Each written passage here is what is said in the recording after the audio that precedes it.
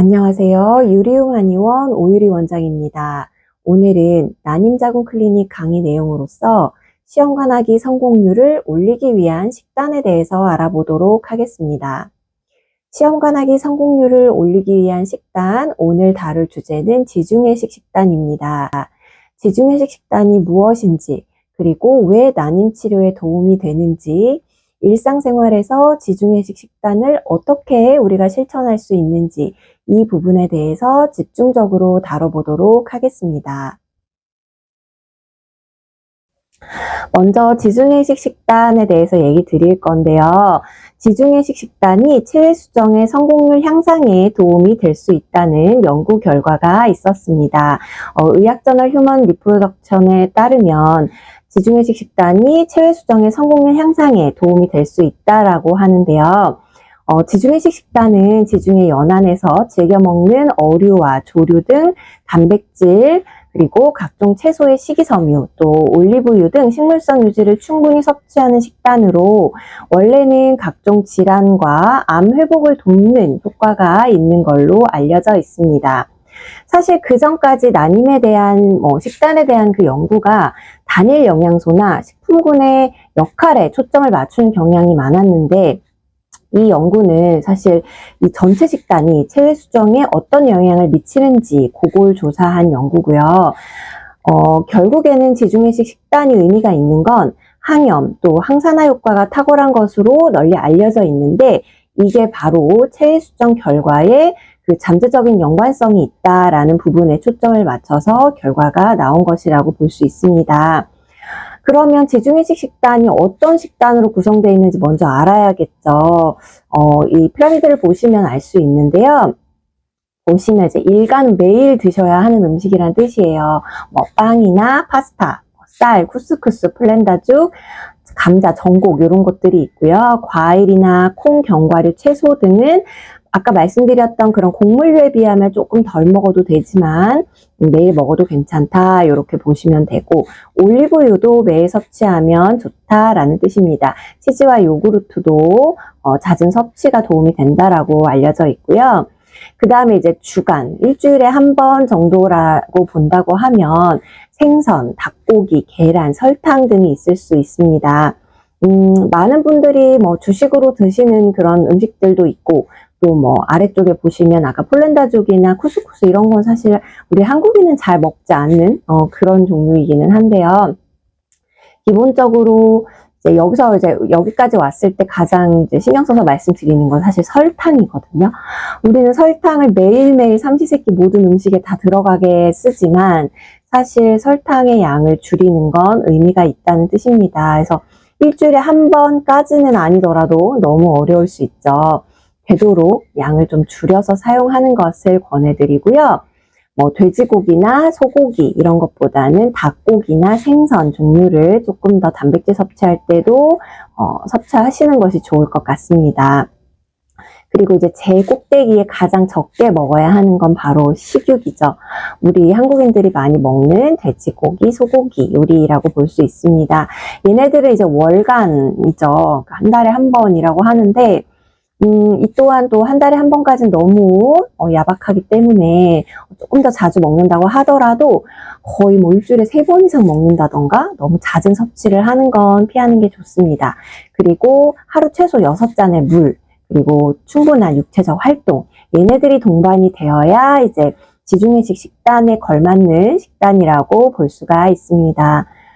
그러면 지중해식 식단 이렇게 열심히 했는데 도대체 체외 수정과 어떻게 연관성이 있느냐, 이것 또한 아까 그 연구 결과에 나온 그래프인데요. 식단에 충실하지 않았던 그룹의 임신 성공률과 정산 출산율이 아래와 같이 29.1% 그리고 정상 출산율은 26.6% 정도로 나타났는데 식단에 충실했을 때에는 임신 성공률은 50%인데 정상 출산율 48.8%로 그 식단을 하지 않았을 때보다 꽤 높은 비중으로 차이가 납니다. 이 정도의 사실 비중 차이가 있으면 이건 사실 연구 결과로서의 가치가 있다고 보게 되고요. 그래서 사실 지중해 식단을 제대로만 한다고 하면 난임 여성분들께 충분히 도움이 될 것으로 보입니다. 사실 제가 이제 지중해식 식단에 대해서 강의를 많이 했었는데, 기존에도 이렇게 열심히 말씀을 드리거나 블로그에 올려서 설명을 써놓으면 다들 궁금해 하시는 게 그거예요. 이걸 어떻게 매일 하나요? 뭐 우리나라에서 나지 않는 것도 있고, 그리고 좀 생소한 것들도 있고, 어떻게 요리를 해서 어떻게 먹어야 될지도 잘 모르겠는데 이걸 어떻게 실천을 하죠? 라고 물어보시는 분들이 계세요. 근데 사실 저는 이 핵심을 파악하는 게 가장 중요하다고 생각을 하거든요. 우리가 핵심을 파악해야지 뭐 이거 하나하나, 음식에 대해서 하나하나 뭐 작은 거 하나까지 다 맞춰서 먹는다 이런 것보다는 뭐가 중요하냐는 게 이제 문제인 거죠. 식단에 있어서. 지중해식 식단의 핵심은 채소와 과일, 그리고 몸에 좋은 식물성 단백질, 그리고 영양분이 풍부한 통곡성 탄수화물, 또 불포화 지방산을 충분히 섭취하는 것이 바로 이 식단의 핵심입니다. 사실 많은 의사들이 얘기하는 부분이잖아요. 이거 처음 듣는 분들은 아마 없을 거예요. 근데 이런 것들을 잘 살려서 만든 식단이 바로 지중해식 식단이라고 보시면 될 것 같습니다. 이 식단은 또한 또 바디버든을 배출을 돕는 시기와도 일치하거든요. 그래서 우리 몸에 우리가 모르는 사이에 쌓이고 있는 환경 호르몬, 자꾸 축적되고 있는 이런 환경 호르몬을 잘 배출하는 그런 목표를 위해서도 지중해 식단은 도움이 된다는 거죠. 예전에 제가 블로그에도 올렸고 강의도 많이 했었는데, 사실 바디버든이 문제가 되는 이유는 특히 이제 여성질환 쪽에서 봤을 때는 난임에도 문제가 될 수 있고, 또 자궁질환이나 난소질환도 유발할 수 있기 때문에 제가 바디버든 타파, 바디버든 배출에 대해서 많이 강의를 했었거든요. 근데 지금 말씀드렸던 이 지중해식 식단이 바디버든을 배출을 돕는 데도 도움이 된다는 뜻이에요. 그래서 임신에도 도움이 되고 내 몸에도 좋고 이렇게 생각하면서 실천해 보시면 좋을 것 같습니다. 그래서 결국은 난임 치료의 올바른 시기란 자궁과 난소의 노폐물을 배출하고 세포의 활성산소를 제거해서 우리의 항산화 작용을 돕는다. 요게 이제 제일 중요하다. 이런 뜻이에요. 우리 한국에서 이제 지중해 식단을 하면 정말 5대 영양소가 골고루 들어있는 잘 차린 밥상이겠죠. 현미밥에 고등어 한 마리도 구워서 얹어 놓고, 또 여러 가지 채소나 김치도 너무 짜지 않게만 먹는다면 괜찮고요. 그리고 이제 채소를 충분히 활용해서 비빔밥을 먹는다든지, 아니면 이제 사과라든지 또 귤이라든지 과일들 충분히 섭취하는 거, 요런 부분들, 그리고 밥에 또 때때로 콩 넣어서 콩밥 만들어서 먹는다든지, 요런 부분들, 두부조림해도 좋고요. 다 사실 우리가 알고 있는 그런 식단을 가지고도 충분히 지중해식 식단에 맞춰서 할 수 있어요.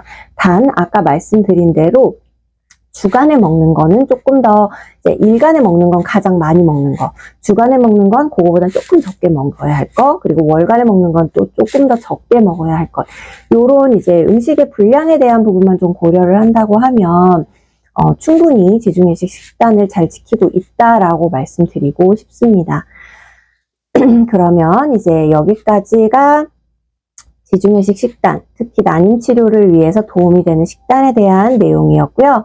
다음은 난소 기능 강화를 위한 홈트레이닝에 대해서 말씀드리도록 하겠습니다. 강의 내용이 마음에 드셨으면 좋아요, 구독 버튼을 눌러주세요.